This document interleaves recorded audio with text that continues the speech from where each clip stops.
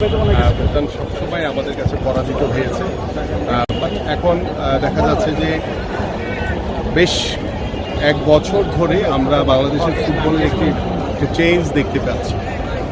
তো আলহামদুলিল্লাহ সেখানে হামজা চৌধুরী, আমাদের জামাল ভুইয়া, ফাহমিদুল, আমাদের সামিদ সোম এবং টোটাল ফুটবলের যে দীর্ঘদিন একটি কোচের আন্ডারে থাকলে বা দীর্ঘদিন ধরে একটি সমন্বয়ের ভিতরে থাকলে যে পরিবর্তনটা দরকার। এবং ফুটবলটা তো হচ্ছে বাংলাদেশের মানুষের একটা ক্রেজ, এবং বাংলাদেশের মানুষ, আমি যতটুকু শুনেছি আজকে এখানে এসে, যে মানুষ 10ই জুনের খেলা দেখার জন্য পাগল হয়ে আছে এবং টিকিট পাচ্ছে না। তারা বিভিন্ন জায়গায় বিএফএফ এর সামনে গিয়ে তারা বিক্ষোভ করছে যে টিকিট দরকারটা।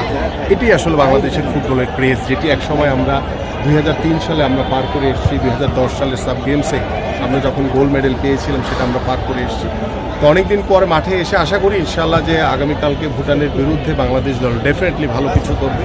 এবং আগামী 10ই জুন যেহেতু আমাদের হোমে খেলা এবং নতুনভাবে আমাদের এই বাংলাদেশ ঢাকা স্টেডিয়াম করা হয়েছে, সো দ্যাট নতুন কিছু আমরা সকলেই প্রত্যাশা করি এবং সেটা অবশ্যই ভালো। এবং সেটা অবশ্যই আশা করি যে আগামী 10ই জুনও সিঙ্গাপুরের বিরুদ্ধে বাংলাদেশ ফুটবল টিম অত্যন্ত ভালো একটি ম্যাচ খেলবে এবং বাংলাদেশের যেটি প্রত্যাশা নিজের হোম গ্রাউন্ডে আমরা যাতে জয় নিয়ে মাঠ ছাড়তে পারি, সেটি ডেফিনেটলি আমরা সকলেই এবং সারা বাংলাদেশের মানুষ সেটি প্রত্যাশা করি।